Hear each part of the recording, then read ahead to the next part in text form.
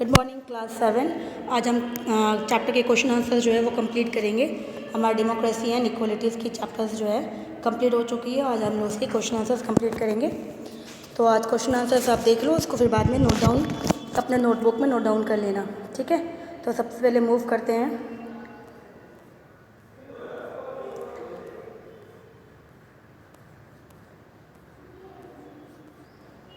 Fill in the blank से।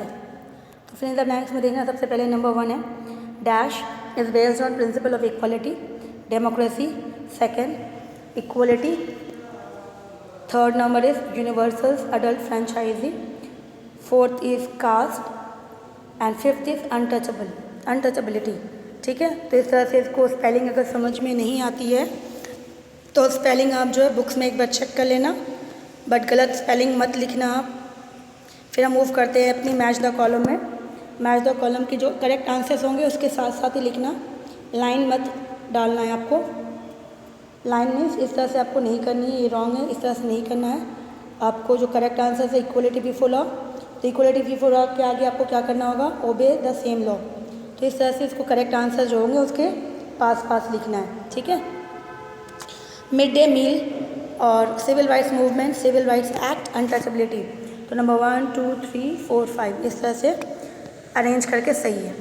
फिर true false जो है हमारा, पहला जो है फॉल्स, दूसरा भी फॉल्स है, और उसके बाद थर्ड नंबर जो है, थर्ड नंबर ट्रू, फोर्थ भी ट्रू है, फिफ्थ भी ट्रू है। इसे भी करना है आपको, नोटबुक में डाल के लिखनी है आपको, कंप्लीट करनी है। अब हम मूव करते हैं क्वेश्चन आंसर्स में। एक बार क्वेश्चन आंसर्स पूरे पढ़ लेते हैं, फिर हम मूव करेंगे। Number 1 what is universal adult franchise. Second mid day meal किसे कहते हैं, अनटचेबिलिटी क्या है, और 2 एग्जाम्पल देना है कि किस तरह से वुमेन्स जो है इंडियन सोसाइटी में डिस्क्रिमिनेट होती है, उनके साथ भेदभाव होता है। फिर फिफ्थ है कि ऑन व्हाट ग्राउंड्स हमारे इंडियंस में सबसे ज़्यादा जो भेदभाव डिस्क्रिमिनेशन होती है वो कौन से बेस पे होती है, ठीक है। तो इसी तरह से आके हम लोग 1 बाय 1 कर लेते हैं, डी वाला पूरा।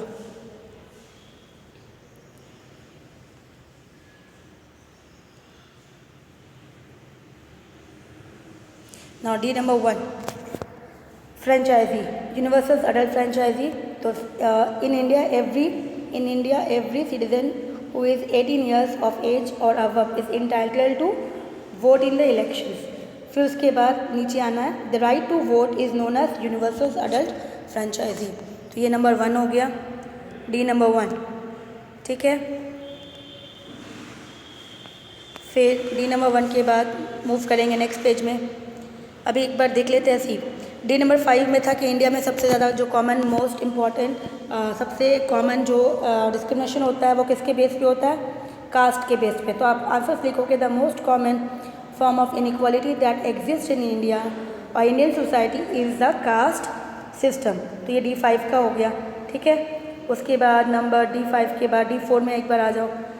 तो जो वुमेंस जो है डिस्क्रिमिनेशन होती है इंडियन सोसाइटी में, तो 2 एग्जाम्पल था देने के लिए।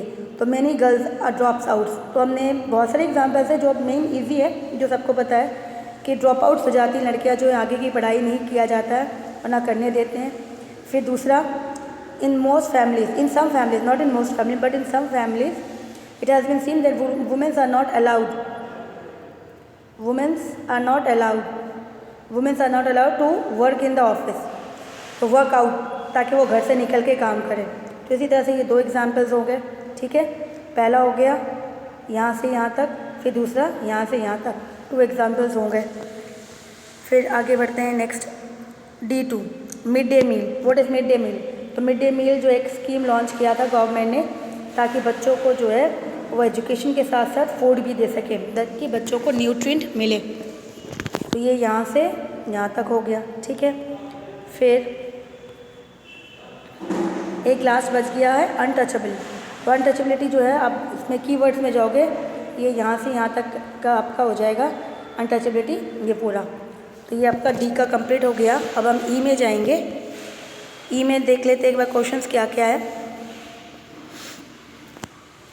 पहला क्वेश्चन से क्वेश्चन की मीनिंग समझ लो। How a universal adult franchise equal before law, abolition of untouchability. ये सभी जो रूल्स है, ये रूल्स जो इंडिया में है, इंडियन गवर्नमेंट ने किस तरह से कोशिश की है कि सभी को इक्वलिटी मिले। तो इसे देखो, क्वेश्चन को आगे समझना था, फिर उसके बाद तो ई नंबर 1,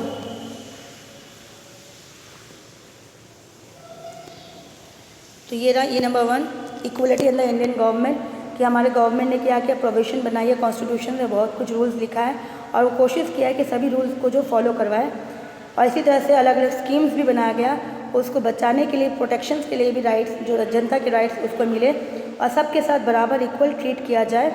इसी तरह से स्कीम्स को भी प्रोवाइड किया गया ताकि उन सब की स्किल टैलेंट जो भी है वो डेवलप्ड हो और कोई किसी के साथ भेदभाव ना हो।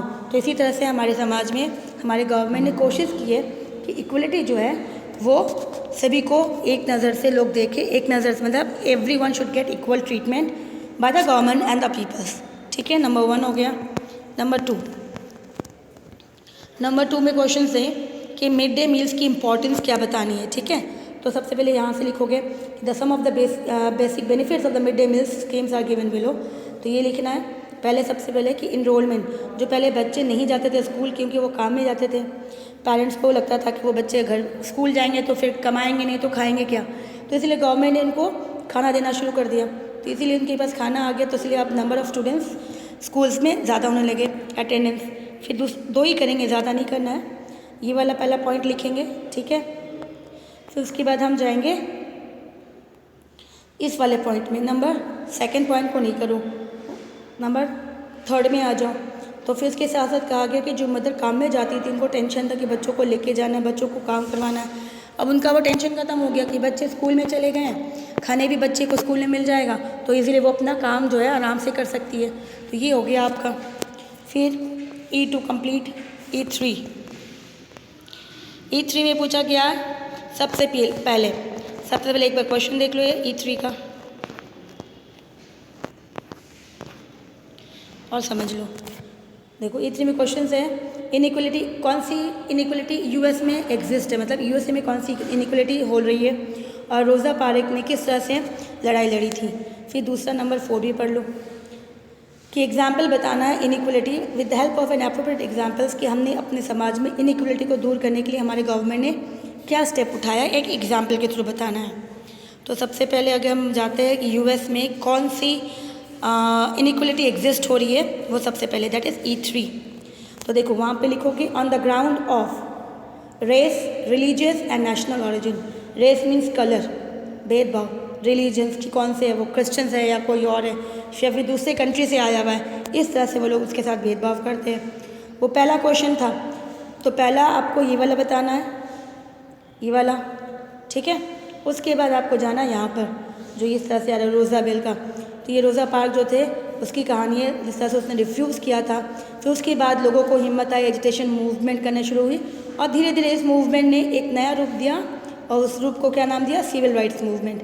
ठीक है, तो ये हो गया नंबर E3 कंप्लीट। अब नंबर E4,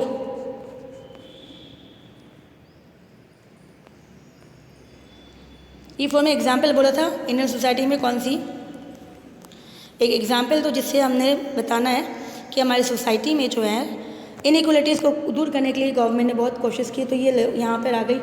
तो ये जो है ना, एक बार देखना इसकी हेडिंग कौन सी है, इसकी हेडिंग है मिड डे मील्स। ठीक है ना, इसकी हेडिंग कौन सी है, मिड डे मील्स है। तो इसी तरह से जब भी कोई आंसर्स लिखो तो उसके स्टार्टिंग में वो वर्ड यूज़ करना ज़रूरी है। तो यहाँ पे इट है, इट की जगह क्या लिखेंगे आप, मिड डे मील। ठीक है ना, इट की जगह क्या लिखेंगे, मिड डे मील। ठीक है, तो ये मिड डे मील लिखना क्योंकि उसी टॉपिक से ये।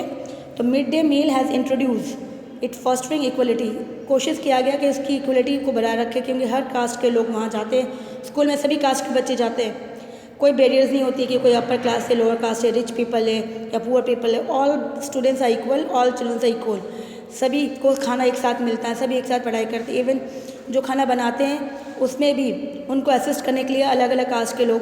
तो इसी तरह से जो है ये डिसएडवांटेजेस जो है कोशिश किया जा रहा है कि वो हटाए।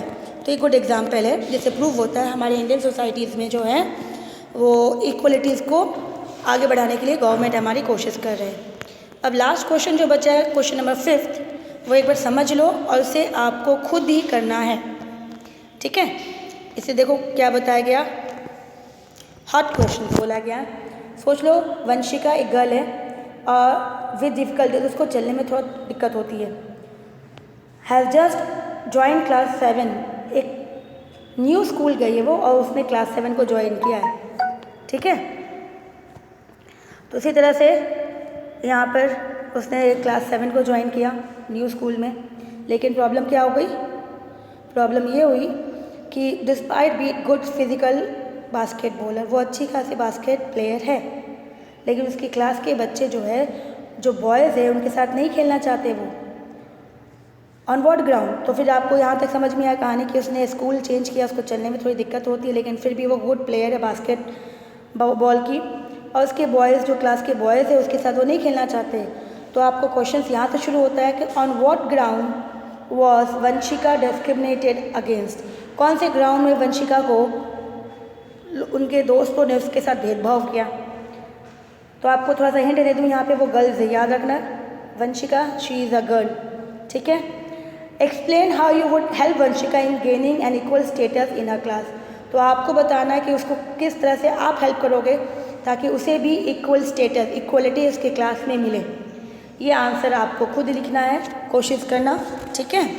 तो समझ में आया क्वेश्चंस कि आपको बताना है, आपको हेल्प करना है वंशिका को, ताकि वंशिका को बाकी क्लास के स्टूडेंट्स पसंद करें, बॉयज़ भी, और उसे इक्वल स्टेटस दें, ठीक है। तो इस क्वेश्चंस को आपको करना है और इसे जो है आप अच्छी तरह से करेंगे, गुड हैंडराइटिंग्स में करेंगे, गंदा नहीं करेंगे। नोटबुक को कंप्लीट करने के बाद अपने पास रखें, जब स्कूल्स खुलेंगे तब आपकी नोटबुक चेक होगी। उस वक्त कोई एक्सक्यूज़ नहीं होना चाहिए कि हमने वर्क नहीं किया, हमें समझ में नहीं आया। यू कैन ईजिली आस्क, कोई भी प्रॉब्लम है तो आप व्हाट्सएप के थ्रू मुझसे पूछ सकते हो, ठीक है। Till then take care, do your work complete, we will move to the next chapter in new videos. Till then take care.